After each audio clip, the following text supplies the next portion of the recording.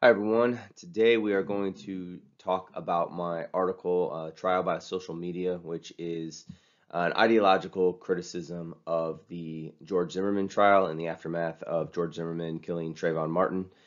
For those who are in my class, the article is posted in your folder for today, so make sure you read the article so you can look at some of my specific examples in the evidence that I have from the news media as far as how the news media sort of drove the narrative.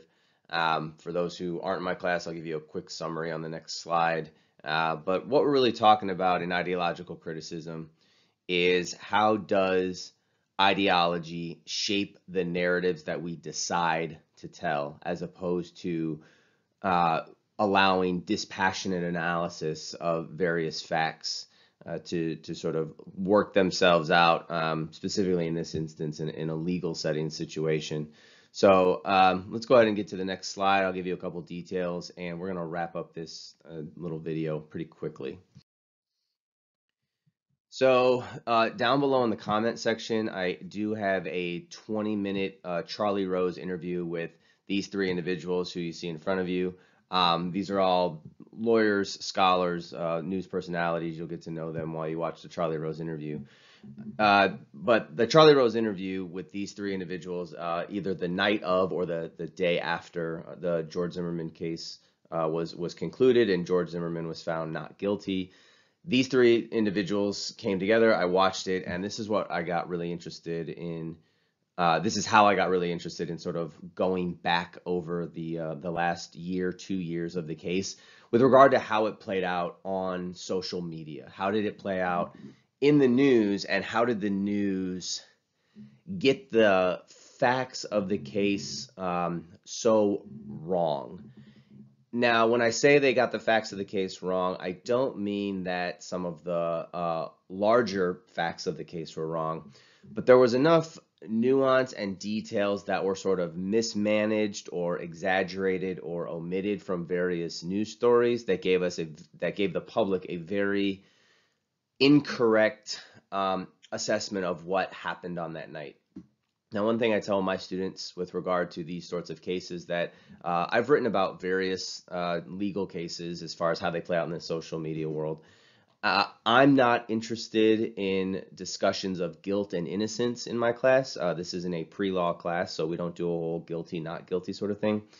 What I'm interested in is what things get, as I mentioned here, what things get revealed and concealed. So what is the story that we all think we know as opposed to what actually happened? So a way that I look at this with my students is through this little example, right? So a large case starts to blow up on social media, whether it's the Trayvon Martin case from a few years ago, or even the George Floyd situation this summer in Minnesota. Something blows up on the internet, and within 5 minutes, the entire country has an opinion with regard to guilt and innocence. And I find that phenomena fascinating. That within 5 minutes of something happening, thousands of miles away, everyone thinks they know who's guilty and who's innocent and the totality of the facts of the case. And we all do this, right? Half the country thinks that the person who was responsible for the person who killed the other individual is guilty, and then the other half of the country think it was some sort of self-defense situation. But for one reason or another, everyone thinks they know exactly what happened. And so these are some of the details that I sort of tease out in this essay, and I talk about the small little ways in which media creates the narrative or shifts details just slightly enough to make the larger story inaccurate. So it's not that the news media, in this particular case with the Trayvon Martin situation, it's not that they were egregiously wrong about each individual fact, but each little fact that they put out there was just slightly off. But once if you take one fact and you make it just slightly off, but then you do that to 100 different little facts, now all of a sudden that creates slight little changes in 100 different things, and that can create this larger story that is very inaccurate. So what I do is I compare what was revealed in the trial, right? So the actual facts of the situation to what was sort of put out there by different news sources. And I do a compare and contrast to what was accurate information and what was inaccurate information that gave the public the wrong impression of what actually happened during the situation. And again, there's plenty to be said about guilt or innocence. I don't take a position on guilt or innocence in the paper. My position in the paper is that the media got it wrong enough to the point where the trial was rushed, and therefore the prosecution didn't have enough time to sort of fully prepare themselves for what could have been a stronger case, because there was so much pressure by the public through social media outlets like Twitter and such, that the prosecution felt like they had to rush George Zimmerman into trial. And the prosecution just wasn't ready. They were fumbling around. If you go through some of the transcripts, if you listen to some of the statements from many of the witnesses who took the stand, it seemed like they were very unprepared. It seemed like the witnesses were unprepared. It seemed like the prosecution did not know the answers that they were going to get from certain witnesses. Some witnesses contradicted themselves. They contradicted other witnesses. And the prosecution kind of fumbled through this thing, which left enough doubt at the end where George Zimmerman was found not guilty. And so that's what I get concerned about, is when we start to rush things through the legal system because of pressures of social media. We're going to end up with sort of unclear, muddied results. So a couple examples that I lay out in the article, and again, if you're in my class, you can read the article. If you're not in my class, I guess you can email me if you'd like a copy of it. I have a photocopy of it. It's not an article. It's technically a book chapter in a book on social media. Is sort of the good, the bad, and the ugly, I think, is the name of the book. So some of the ways in which social media actually does harmful things. And I think, when it comes to the justice system, getting things so egregiously wrong, I think that's a very bad part of social media. So a couple items. The first thing is how the news reported issues of race around specifically George Zimmerman. They first set it up as an older white man kills a black teenager, and then sort of as it unfolds, we find out that George Zimmerman is biracial. His mother is his mother's Hispanic. He grew up speaking Spanish, etc. And again, not a huge detail. Doesn't make a difference with regard to guilt or innocence. But again, this is just sort of like one of those small little shifting facts that sort of change the entire perception of the situation. The size of each person. So this actually did come up in the trial. One of the witnesses said that the bigger person was on top of the smaller person, beating that person up. Based on the pictures that were put out on places like CNN and the news, they were showing pictures of Trayvon Martin, who was younger than he was during the night of the incident. So Trayvon Martin was shown as being a smaller person on the news, but then we get to the point of the trial, and the rest of the world finds out that Trayvon Martin was actually about 5 or 6 inches taller. He was a bigger person than George Zimmerman, and the witnesses started to sort of get this confused on the witness stand, because the witnesses had been they saw it happen, the actual confrontation, but it was dark. But then they sort of see the images on TV, and they start to confuse who was the instigator with regard to the size of the individual. So this becomes an issue.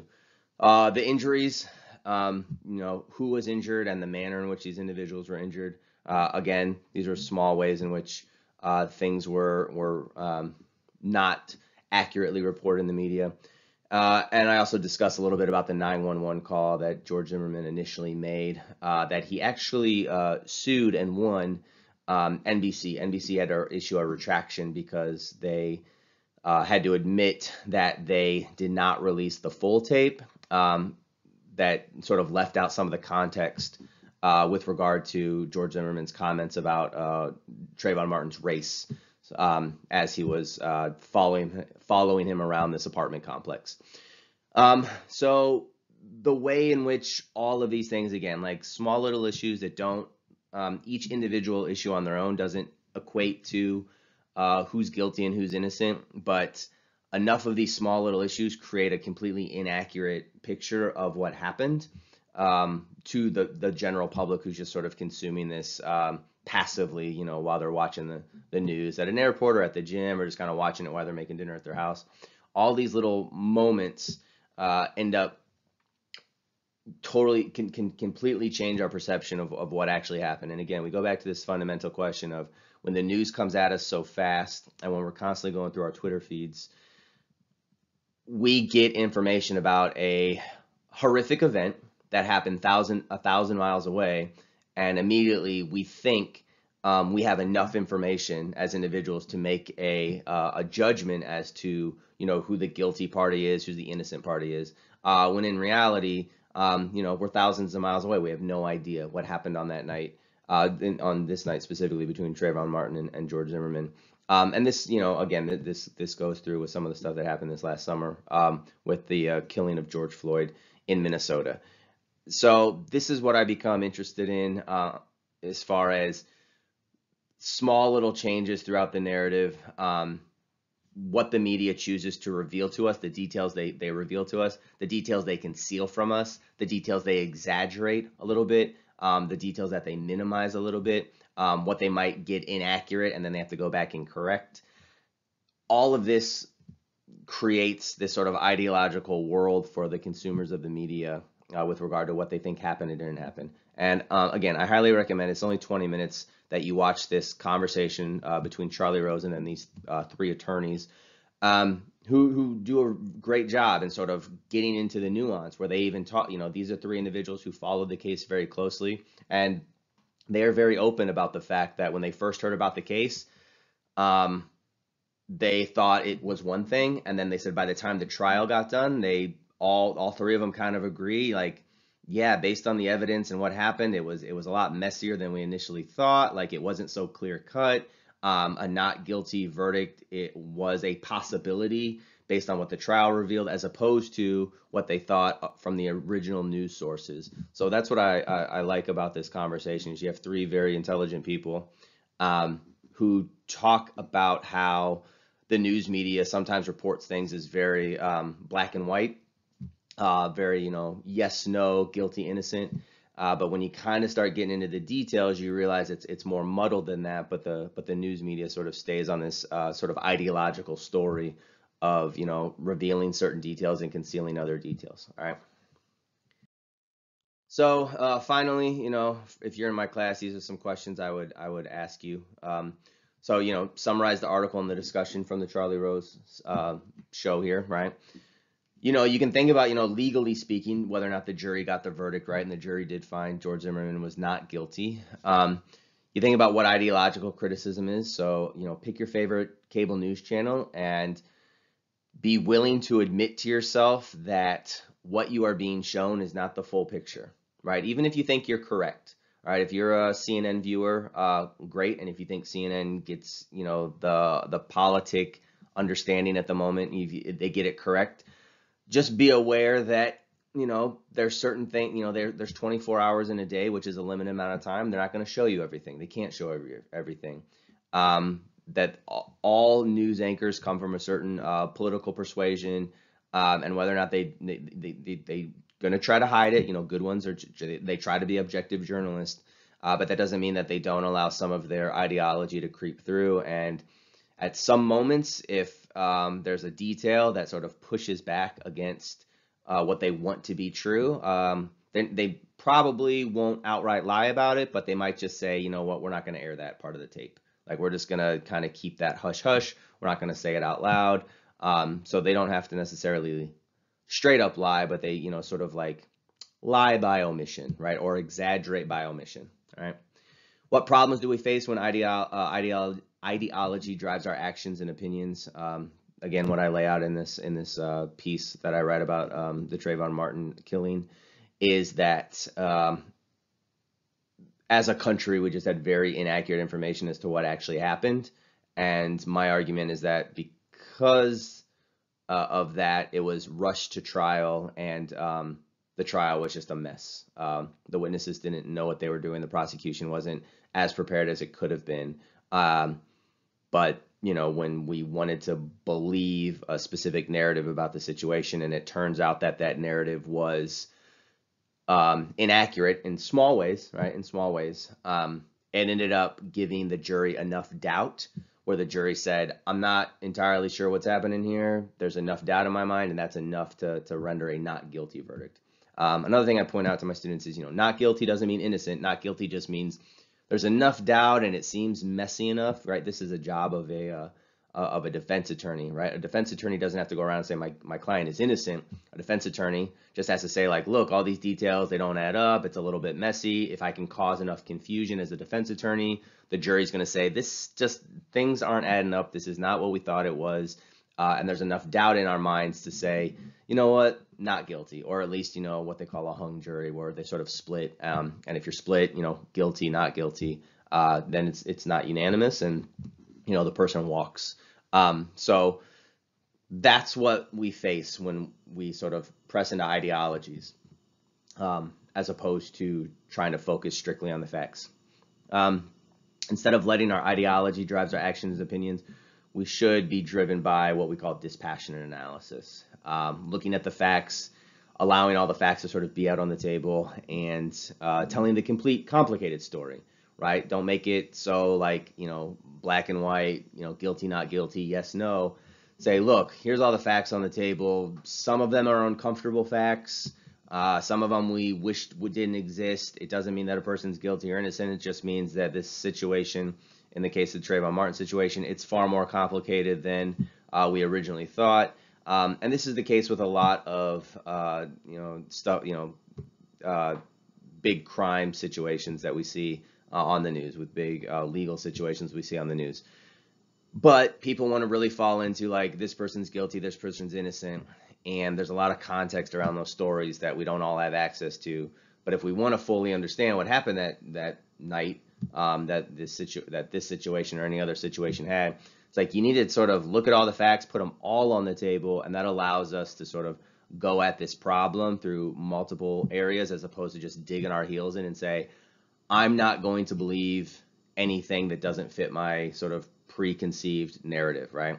That's what a lot of us do most of the time. We say, I'm a Fox News viewer and I don't want to turn on MSNBC because that's going to make me question everything, or vice versa. But if we don't do that, then we run the risk of not getting the full story, and we run the risk of just sort of digging our heels in, as opposed to trying to sort of see the entire situation for what it is, which is, it's a messy, muddled, it's just all situations can be very messy and very muddled. All right.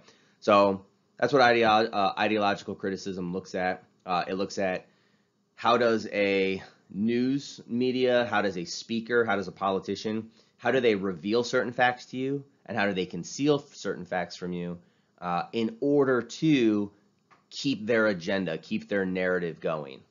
And if you find yourself where it's like, wow, this politician or this news media thinks that they're right 100% of the time, and everyone who disagrees with them is just like wrong or evil or awful, like they're probably being driven more by ideology, as opposed to saying, I think I'm right, but I'm willing to sort of listen to the other side because there's probably something I'm missing, right? If you come to when you talk about being open-minded, it's all about coming in and having your opinion, but saying, look, I'm willing to listen to the other side. They probably know some things I don't know. I probably don't have the full all the details of the story, right? I probably don't know everything. That's a good way to approach a situation. But if you come across someone who says, like, no, this is correct, and anyone who has a different opinion than me, like, I just dismiss them outright, I won't even listen to them, then you're probably dealing with someone who's an ideologue. All right. So that's what ideological criticism looks at. How do people stick to their narrative? How do they dismiss facts that don't fit their narrative? How do they just kind of keep driving forward, even when there's a lot of people saying, hey, excuse me, like, I think we have a difference of opinion here, we need to work it out. If you come across someone that says, no, I'm not even going to listen to you, that's an ideologue. All right, so that's what you want to look for in ideological criticism. How does someone stick to a certain narrative or a certain message? How do they reveal certain things to you that help support them? How do they conceal things from you? Like, I'm going to hide all this information from you, so that my narrative doesn't blow up in my face. All right. So watch this Charlie Rose thing. If you're in my class, read through my analysis of the Trayvon Martin killing, the George Zimmerman trial. And you can kind of see all these little moments where the news media got it wrong, right? Where certain news commentators got it wrong. And I argue that they got it wrong because they wanted everyone to sort of fall in line with a certain narrative, and there were certain details of the case that didn't fit that narrative initially, and that ended up screwing up a lot of public perception of the situation, of the subsequent trial, and yeah, and George Zimmerman's found not guilty. Okay, that's trial by social media. We will see you next time.